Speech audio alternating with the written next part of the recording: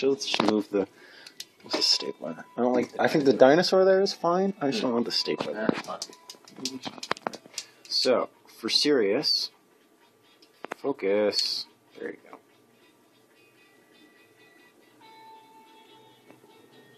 Hi, I'm Chris. I'm on the WRCT engineering staff, and the engineering department has a brand new project to introduce to WRCT. It's the new switching system to replace the physical switches in order to turn studios on and off. This new system is utilizing our audio engine to do all the routing, which it should be doing because it's an audio router. And it'll allow for instantaneous switching between rooms. So you don't have to worry about the 10 seconds anymore between turning a switch on and looking at the Burke switch. All of that is going to be removed from the equation, and it'll be instantaneous.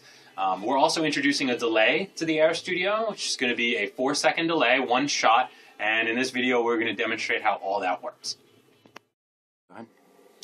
This is the new button panel, which we're using for switching at WRCT. These lights over here indicate which room is currently on at any point in time. So right now, air and MCR are off and automation is on.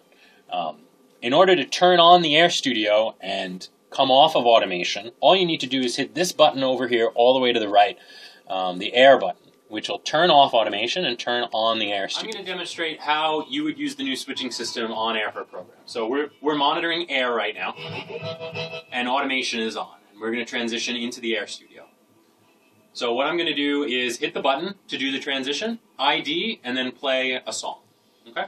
So here we go. WRCT Pittsburgh. So now the button panel shows that the Air Studio is on, and this is the button that we hit, and automation is off. As I described before, the new delay in the Air Studio is a 4-second one-shot delay. That means that when the delay is on, you have to understand the difference between air and program, because air is going to be the delayed version of your program, and anything that you do in the Air Studio will be delayed 4 seconds once it gets to the air. So if we listen to program, this is the live, this is the Human League right now live. If we switch to air, you hear it's behind 4 seconds, and the pitch is a little different.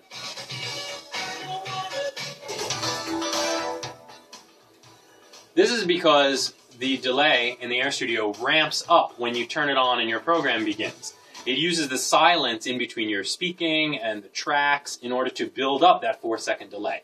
And this prevents any visible on-air silence while the delay is building up. The new delay also contains a dump button, which means that if you accidentally play an NFAP on the air and the delay is on, you can hit the dump button, which will remove the last 4 seconds of program content from the air stream, so that won't actually be aired. I'll demonstrate the dump button now.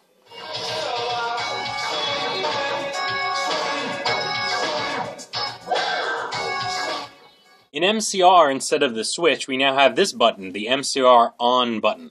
If I turn this on now, it'll mix the MCR program with the air program, as if you had both switches on. If MCR was only on and you turn this off, it would turn automation on. And this information is displayed in the Air Studio on that button panel. While we're getting rid of the switches, that doesn't mean we're phasing out the Burke switch just yet. Channel 1 will always be on while air or MCR or automation are on. So don't worry about these lights at all unless you're Larry Berger, and then we'll talk about that later. But you could also still use the levels here to judge whether or not your air or MCR program is appropriate levels for the air. Just remember, if the air delay is on, these levels will be delayed 4 seconds. That's the new switching system and the delay in the Air Studio. Thanks for watching. A flash and